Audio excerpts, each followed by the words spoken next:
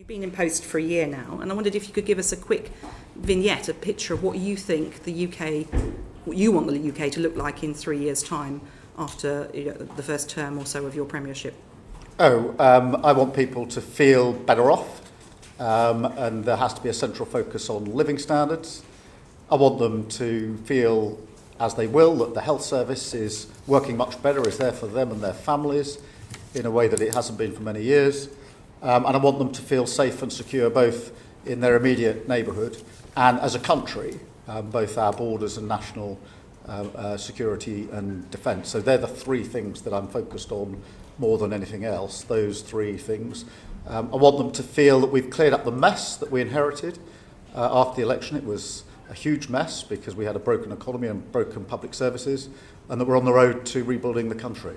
Okay, thank you. And what about child poverty? What would you like to see as progress on that? Well, I mean, poverty and tackling poverty and breaking down barriers has to be central to everything that we do. People will not feel better off or safe and secure if we haven't tackled poverty. But I'm very clear in my own mind that we must tackle poverty by putting in the support that is needed, but also break down the barriers to opportunity, because otherwise we won't fix the very deep and complex causes of poverty, and that's why it's central to what we are doing. And it's not a one department issue, it's across all departments because it is so complicated and deep-rooted.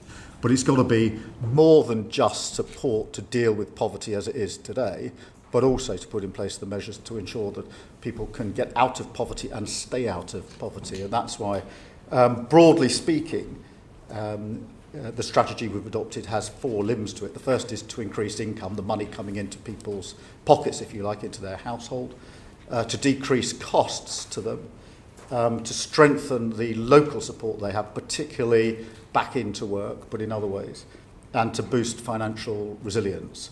And I'm very proud of the fact that the last Labour government drove down poverty, and I'm determined this government's going to as well. And coming back to the issue around child poverty, this is an area which is keeping many children and their families in poverty because they cannot afford the rent. The recent data from the local government association responsible for all councils shows that there's a funding gap of around £7 million over the last 5 years. This is a key area pushing many people more into poverty. So I ask you again, Prime Minister, do you think that was the right decision from a government that's ambitious on tackling child poverty? Look, I think I defend the decisions we've made. Obviously, we head into the autumn. We will get to another budget, and there'll be a chance to look again across the board. But we certainly made the right decision first time around. I think I'd also emphasise something I touched on last time, which is, in the end, with housing, we need to build and make available more housing across the board. There simply isn't enough, and that but means the starts, the price goes Prime up. Minister, you may have seen are quite low. We're not building those houses quickly enough, and we will see more people and more children in poverty. We can't build our way out of this crisis. So in the interim, what more can the government do to help alleviate that poverty? Well, that families as I are say, there'll facing? be a child poverty strategy which we're setting out in the autumn. We will go into the budget in the autumn as well, and alleviating poverty is a priority of mine. I do think that we need to build more, though, and we have to build more because we've had a problem for many years of not building enough social and affordable housing in this country. And until we crack that problem, we will never be able to get to the fundamental roots of the failures here. And that's why, on that issue in particular, I'm pressing the Deputy Prime Minister very hard. Prime Minister, on that though, when homes are built in expensive parts of the country, it's very hard for social landlords to afford to buy them at the rate they would need to make sure that the rents are truly affordable rents. So is there anything that on your radar about how you're going to ensure that not just the supply of housing, but the supply of really properly affordable social housing is... Yeah, that's why we've made a commitment within the building commitment for social and affordable housing and put down £39 billion, which is the biggest amount that's over 10 years. Put behind. Well, yes, but... I'm just to be clear. Well, I appreciate that, but there is always the duty of government to deal with the here and now, of course, but also to deal with the mid and long term. And one of the big problems, in my view, of the last 14 years is nobody did the mid and long term. So we lived with the ever-decreasing cycle of failure and short-term sticking plaster, and I'm determined that we're going to cut through that. So one of the hardest things I found in our inquiry was that at June 24, almost 6,000 households with children were being housed in bed and breakfasts, of which almost 4,000 were over the 6-week limit. I just ask you, Prime Minister, to imagine what it's like living B&B with children, especially over when you're having to get out probably at 9 o'clock in the morning and not come back till 6 o'clock in the evening. It must be pretty hard. And of that, so we found that 39,000 households were living in occupying temporary accommodation outside their normal home area. So there will be people living over the 6-week limit with B&Bs, with children, outside their area, trying to struggle to get to schools or work or whatever it is they have to do. I really wonder what would you suggest you can do to begin to solve that problem? Well, firstly, let me acknowledge it's a real problem, has a huge impact on families, and not just the physical aspects of living in those conditions and the cramped and small circumstances, but also in very many cases the ability of a child, for example, to get on with their homework and get on at school. So it has not just immediate short-term consequences, it has longer-term consequences, because those same children, once they're struggling at school, will then struggle further down the line in school. That is why it's important that we have put the extra money into temporary accommodation for local authorities to make sure there's a wider range of accommodation. Now, you can't fix this overnight, but you're absolutely right, it needs to be turned around for all the reasons that you've identified, and I absolutely understand.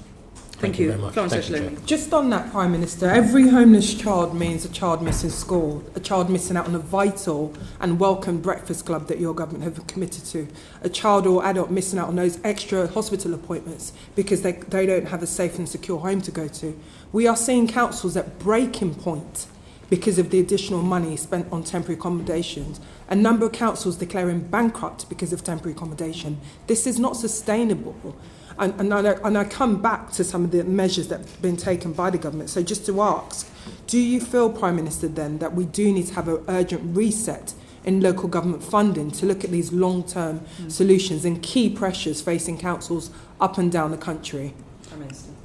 Yeah, I mean, firstly, let me say we have put £1 billion into homelessness. That is a huge amount, more than any government's put in for a very, very long time, for precisely the reasons that have been identified by this committee. So there's an absolute commitment on homelessness, and the money was put there in the budget and the spending review to make good on the commitment on homelessness.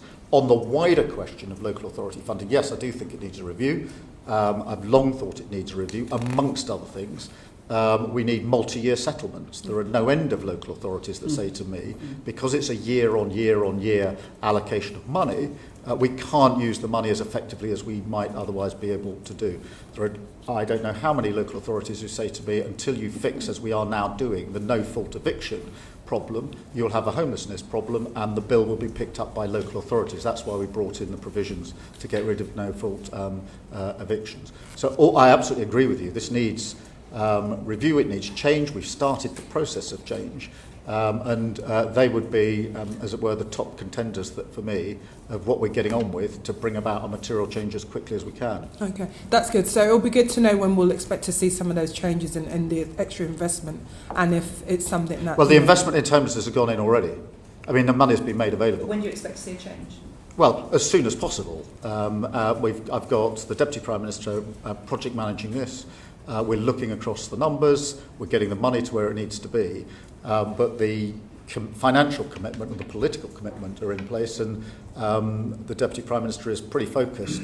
I mean, it matters hugely to her, it matters hugely to me, and therefore we're driving it through central government.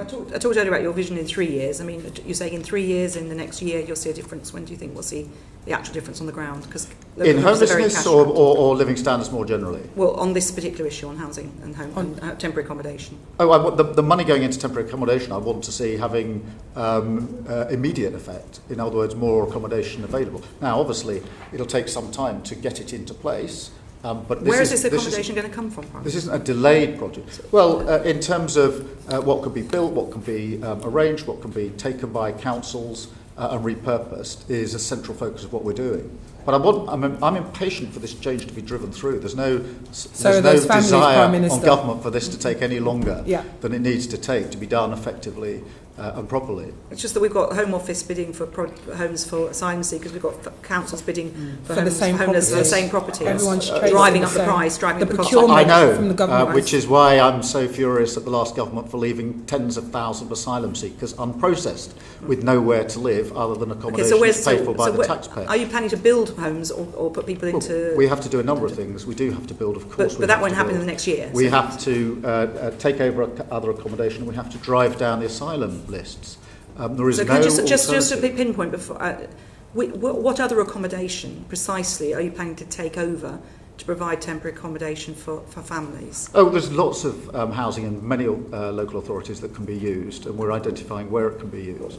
But I mean, look. Sorry, could you give us? Have you got any examples you can give us? No, but I'll write in and give you details. Because I have to say, certainly in a number of our local authorities, I'm already picking up from around the table, there isn't a lot of spare housing available. If there were, councils would be able to be dealing with it by now.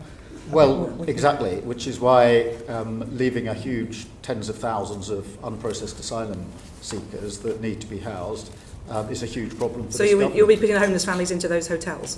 No. We're looking at what accommodation is available, and I'll make sure that we send a detailed letter. Okay, well, we certainly look forward to receiving that detailed note. I'm sure councils will be breathless waiting for it. A young person told us how she had to give up her A-levels because she had to work in order to pay rent to keep a roof over her head. I hope you would agree that that is a choice that no young person should have to make.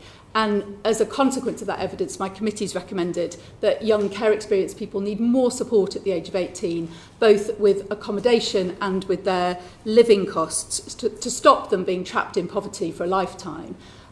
Is that a recommendation that you agree with, and how would you progress the urgently needed additional support for young people leaving the care system? Well, firstly, I absolutely agree with the identification of the problem that you and your committee have put forward. Lots of children coming out of care essentially go off a cliff edge from having support when they're in care to almost none, and we've got to, in my view, change that so there's support and it's graduated as they come out of care. I haven't looked particularly at the recommendations, but I will make sure that they are being looked at and obviously give you our full response to them. Now, you mentioned about getting more disabled people into work. Charlie Mayfield, who, as you know, is doing the Keep Looking Working review, not to be published until later this autumn, Prime Minister, has said it will take several years before the labour market changes in order to allow more people to be employed, disabled people to be employed, but also to retain disabled people. So my question to you is, several years, 8 months, what are we going to do to mitigate against the potential pushing of another 50,000 people, disabled people, newly disabled people, and their families into poverty? Well, I think the Mayfield report is coming in the autumn with the final recommendations, so we obviously need to look at that piece of work, and that is focused, as you know, on what employers can do.